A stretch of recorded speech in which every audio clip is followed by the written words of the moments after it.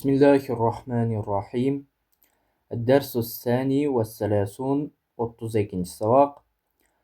ترابيزة stol, ha anıkı, ka seniki, taali kil, temşitun taramak, uktubiye Ayşete caz ey Ayşe, miştun tarak, mir'atun küzgü.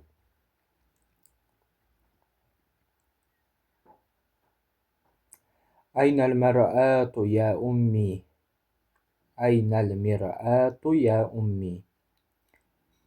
Ey yeni küzgü kayda. Huna fevkat terabizati ya binti. Tigicerde stoldun üstünde ey kızım. Taali ya Ayşetu.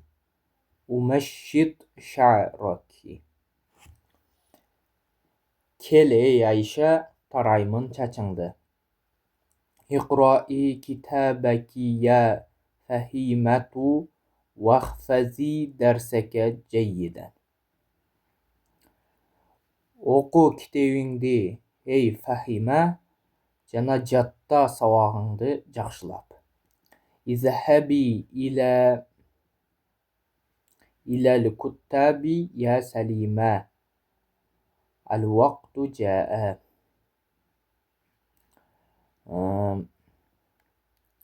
Jönü ket mektebiňe ey Salima, vakit keldi, vakit boldu degan söz. Uktubi mektuben ila abike ya Zuhra.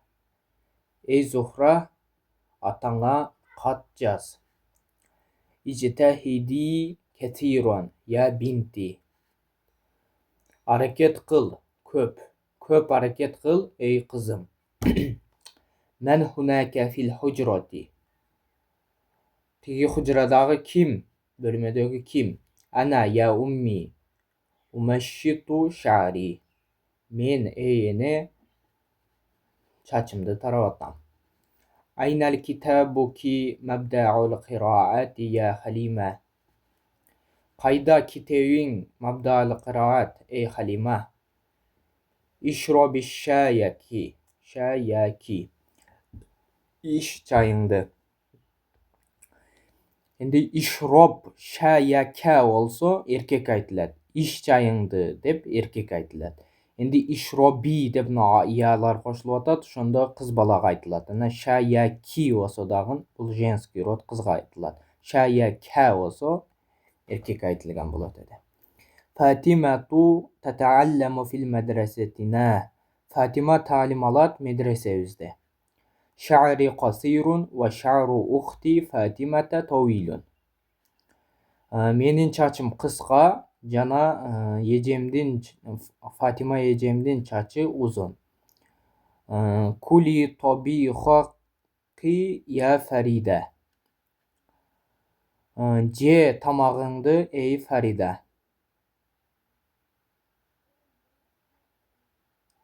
Ayşetu tilmizatun muctehidetun muaddebetun tuhibbuha muallimatuha kesiran.